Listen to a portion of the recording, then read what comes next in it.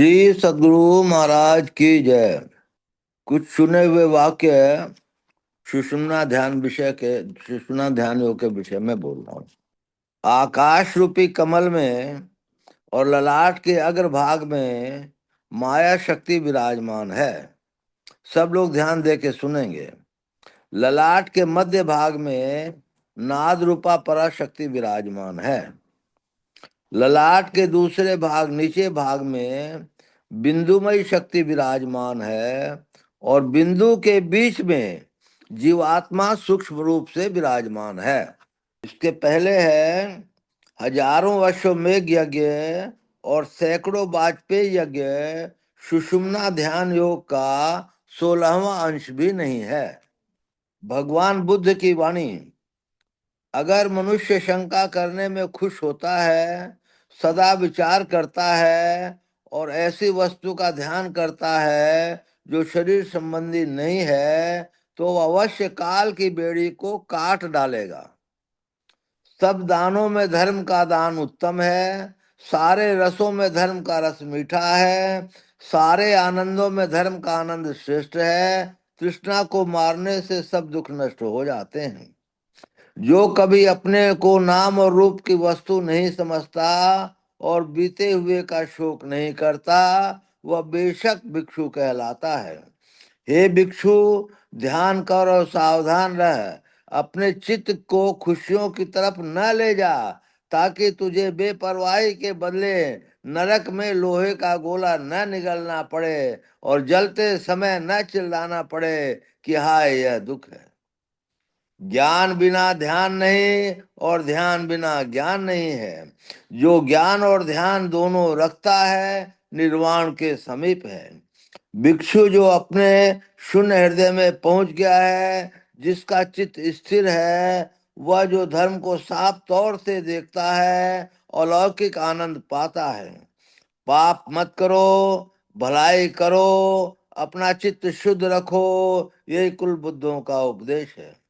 हंस सूर्य के रास्ते चलते हैं, वह अद्भुत रीति से आकाश में चलते हैं।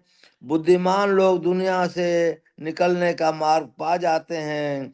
जब वह मार और उसकी सेना को जीत लेते हैं, मनुष्य जिससे बुद्ध का बताया हुआ धर्म सीखे, तो उसे परिश्रम से उसकी सेवा करनी चाहिए। जैसे ब्राह्मण यज्ञ अग्नि की पूजा करता है तो उसकी सेवा करता है। जो पूजने योग्य है, चाहे वह बुद्ध हों या उनके शिष्य हों, जिन्होंने पापों के समूह को जीत लिया हो और दुख की नदी को पार कर लिया हो, जो उनका सम्मान करता है, जिन्होंने आजादी पाली हो और जो भयभीत न हो, उनके पुण्य का कोई अंदाज नहीं कर सकता। धम्म पद श्री सद्गुरु महाराज की जय। श्री सद्गुरु महाराज की जय। संतवाणी सटीक से। जिनकी लगन गुरु सो नाहि, जिनकी लगन गुरु सो नाहि, ते नर खर कूकर सम जग में बिरथा जन्म गवाई। जिनकी लगन गुरु सो नाहि, अमृत छोड़ विषय रस पीवे, दृग दृग तिनके ताई। हरि बेल की कोरी तुमड़िया, सब तीरथ करियाई। जगन्नाथ के दर्शन करके अजहू न गई करवाई। जैसे फूल उजाड़ को लाग्यो, बिन स्वार्थ झरि जाई। कहे कबीर बिन बचन गुरु के, अंत काल पछताई। पद्यार्थ। जिनको गुरु से प्रेम नहीं है, वे सब मनुष्य इस संसार में गधे और कुत्ते के समान निरर्थक जन्म बिताते हैं।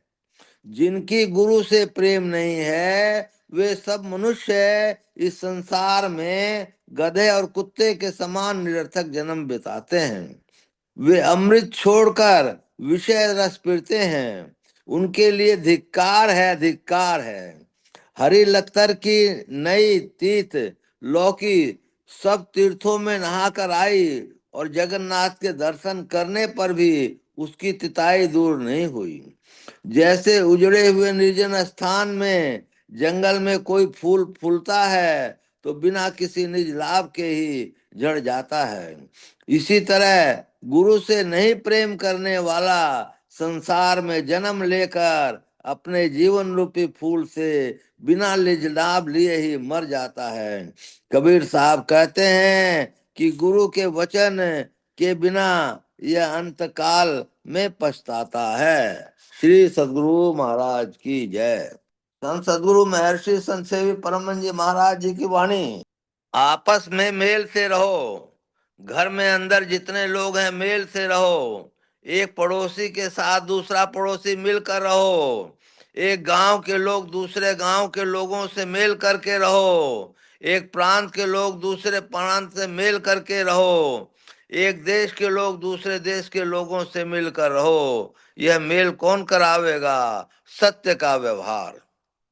मैंने देखा कि वो मैंने चिड़िया आपस में लड़ रही थी। एक कछ बचिया उधर से आई और दोनों के सिर में चोंच मारकर लड़ाई छुड़ा दी। जब चिड़िया में ऐसी बात है तब मनुष्य को कैसा होना चाहिए? यह ईश्वर की तरफ से प्रेरणा है कि एक दूसरे को सुख पहुंचाओ। उत्तम संस्कृति के लिए बड़ों का आदर और उनके सामने में नम्र अवश्य रहें और अपने से छोटों को प्यार करें। श्री सद्गुरु महाराज की जय। गुरु महर्षि में ही परमहंस जी महाराज जी की वाणी। विषय है शरीर छोड़ने के बाद क्या हालत होगी। ध्यान से सुनेंगे सब लोग, सोएंगे नहीं। धर्मानुरागी प्यारी जनता, वर्षों से आप लोग यह सत्संग घर में हैं। मैं साल साल बहुत बार यहाँ आया हूँ। मैं बहुत प्रसन्न होता हूँ जब आप लोग मुझे बुलाकर सत्संग कराते हैं। आपकी पुकार मुझे बहुत पसंद है। जैसे कोई घर बनाते हैं, उसकी नींव नीचे से मजबूत करते हैं। मैं चाहता हूँ कि देश की नींव मजबूत हो। कोई भी जो नीच श्रेणी के माने जाएं और वहाँ धर्म ज्ञानोपदेश के लिए मुझे बुलाया जाता है तो मैं बहुत प्रसन्न होता हूँ। मुझे तो नींव मजबूत करनी है और समूचे भारत की नींव मजबूत करनी है, फिर संसार के लिए भी देखा जाएगा। यहाँ के सत्संगियों ने वर्षों से सत्संग घर बनाकर रखा है। ये लोग इसको हिफाजत से रखते हैं और इसमें सत्संग कराते हैं। मुझे याद नहीं कि किसी वर्ष ये मुझे नहीं बुलाए हों और मैं नहीं आया हूँ। मैं प्रायः प्रत्येक वर्ष आया हूँ।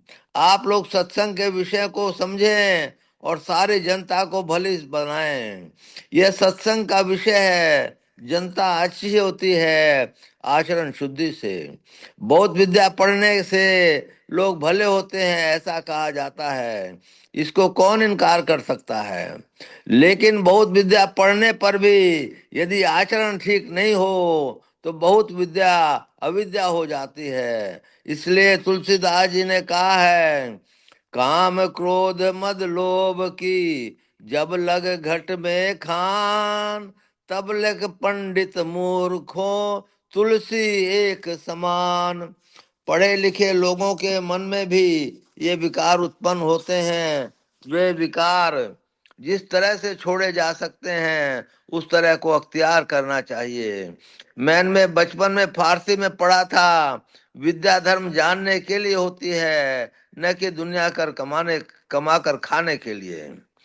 इल्म अज बहरे दीन परवर, अस्ताना अज बहरे दुनिया खुर्दना।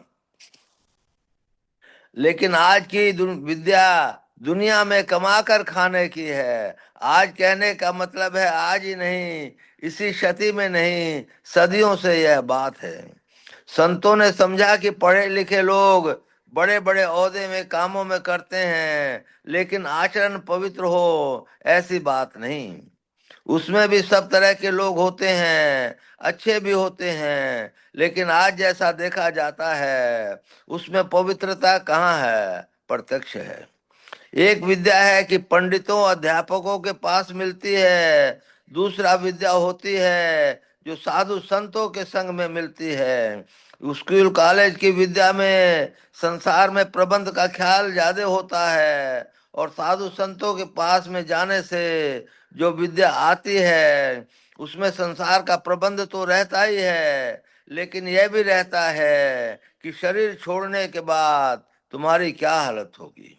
यह भी सोचो कि संसार में रहने के लिए बहुत अच्छा प्रबंध किए, कुछ दिन व कुछ वर्ष रहे, चले गए, कहाँ चले गए इसका कोई ठिकाना नहीं। शरीर छोड़ने पर तुम दुख में नहीं जाओ, इसका प्रबंध कर लिया तब तो ठीक है, लेकिन यदि नहीं किया तो अभी तुमको कुछ करना चाहिए।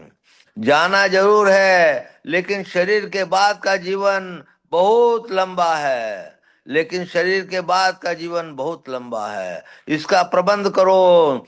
संसार का भी प्रबंध करना ही है, और शरीर छूटने के बाद का भी प्रबंध सोचो, नहीं तो अपनी बहुत बड़ी हानि करते हो। बड़ी हानि से बचो और दूसरों को भी बचाओ। ईश्वर के भजन से जीवन सुखमय होगा। अपने को भला बनाना ईश्वर भजन से होगा। बहुत पढ़ लिख लिए, इससे अपनी पूरी भलाई ही, ऐसी बात नहीं। संसार में तुम अपने को संभाल कर रखो कि तुम्हारी कोई निंदा न कर सके। यदि तुम्हारा आचरण ठीक है और लोग निंदा करते तो परवाह मत करो, और यदि तुमसे उस तरह का काम हो गया है तब तो तुमको जो कुछ कहे तो उसको अपना मित्र मानो। ईश्वर की ओर चलने के लिए पवित्र भाव से रहना होगा। संसार की कमाई में पाप पुण्य का कोई विचार नहीं होता, लेकिन ईश्वर भजन में पाप पुण्य का विचार करके चलना होगा। कोई चाहे कि ईश्वर का भजन भी करोगे और पाप भी करोगे तो ईश्वर का भजन होगा? नहीं होगा। ईश्वर का भजन आजकल आजकल कहकर मत टालो। संसार में पांच ही तरह की चीजें हैं।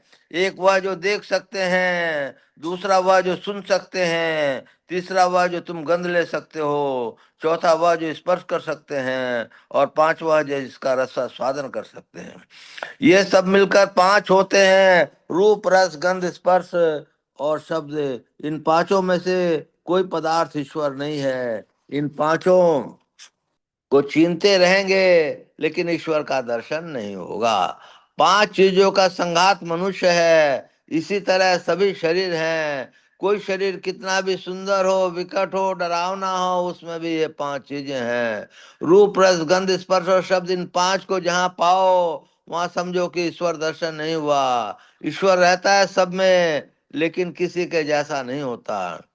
भगत हेतु भगवान प्रभु राम धरे तन भूप, किए चरित पावन परम प्राकृत नर अनुरूप। यथा अनेकन वेश धरी नित्य करे कंठ को, सोई सोई भेद बतावही आपुन होई न कोई। सब में रहकर सबसे विलक्षण पांच विषयों को पहचानने के लिए पांच इंद्रियां हैं। जब इन पांचों में से किसी को जानो तो वह ईश्वर नहीं है। तुम्हारे अंदर मन बुद्धि चित्त और अहंकार भी है, जिसको अंतःकरण कहते हैं। चार अंतःकरण, पांच कर्मेंद्रियां और पांच ज्ञानेंद्रियां, इन 14 से युक्त तुम जिसको देखो वह ईश्वर नहीं है। ईश्वर इस संसार के अंदर है, लेकिन इन 14 में वह जाना नहीं जाता। तुम भी शरीर में हो, लेकिन 14 इंद्रियों में से तुम कोई नहीं हो। शरीर में हो लेकिन इन सब से तुम विलक्षण हो। तुम्हारी शक्ति से ही वो इंद्रिया में शक्ति है। शरीर और इंद्रियों का ज्ञान छोड़कर अपने ज्ञान में रहकर जिसको पहचानो वह ईश्वर है। पढ़े अनपढ़े सभी सभी कोई इस बात को याद रखो, नहीं तो जहां भी ईश्वर नहीं वहां ईश्वर को भाव रखोगे। आंख से रूप, कान से शब्द, नाक से गंध, जिह्वा से रस और त्वचा से स्पर्श का ज्ञान करते हो। इन सब का संग छोड़कर तब तुम्हारा निजी ज्ञान है, और इसी निजी ज्ञान में ईश्वर की पहचान होगी। ईश्वर का भजन वह है जिससे ईश्वर को पहचान सको। ईश्वर की पहचान नहीं हुई तो वह भजन क्या।